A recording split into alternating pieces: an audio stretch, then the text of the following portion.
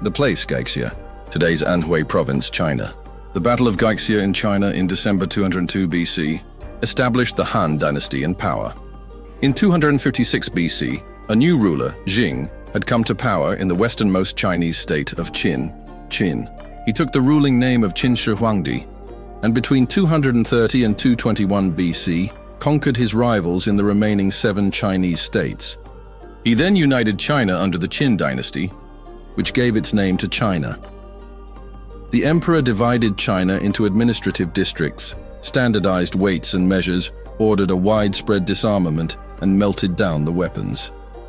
The first emperor, as he is known, died in 210 BC. His tomb, with its 7,000 life-size terracotta soldiers, discovered in 1974, is an important source of information about the period. With no strong hand at the seat of power, rebellions soon overtook the Qin dynasty. 2 individuals emerged as chief claimants to replace the Qin.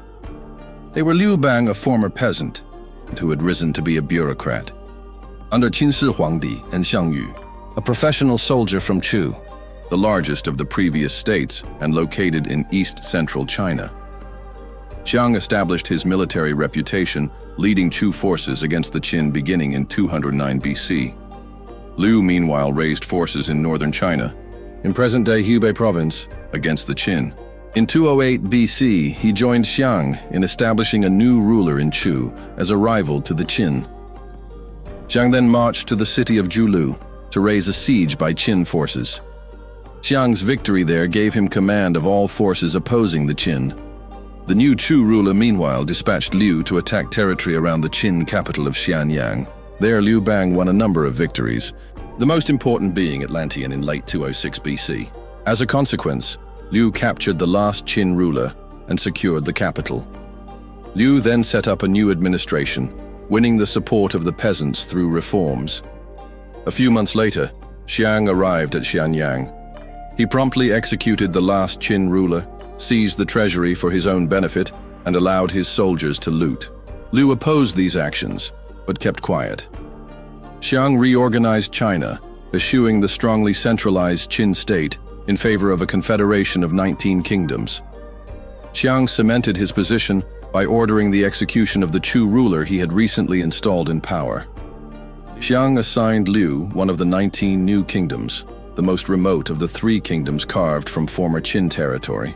It was known as the Western Han region, and Liu styled himself the King of Han. Liu decided to challenge his former colleague, however, because he believed that he had not been adequately compensated for his services, and because there were rumors that Xiang sought his assassination. In mid-206, Liu took up arms against Xiang. Liu first conquered the other 2 kingdoms of the former Qin territory. He used the murder of the Chu king to brand Xiang a regicide and to rally the other kingdoms against him. Liu then advanced on Xiang's capital of Pengcheng, only to have his army virtually annihilated. Liu escaped with only several dozen cavalry. He suffered another major defeat along the Huanghe, Yellow River, again, escaping with only a few of his men. The only positives for Liu were victories achieved by his generals in the eastern provinces. The 2 opposing armies then encamped for some months on opposite sides of the river at Guangwu. Although Liu rejected Xiang's call for single combat, Xiang did wound Liu with a crossbow bolt, whereupon Liu withdrew to nearby Xingyang.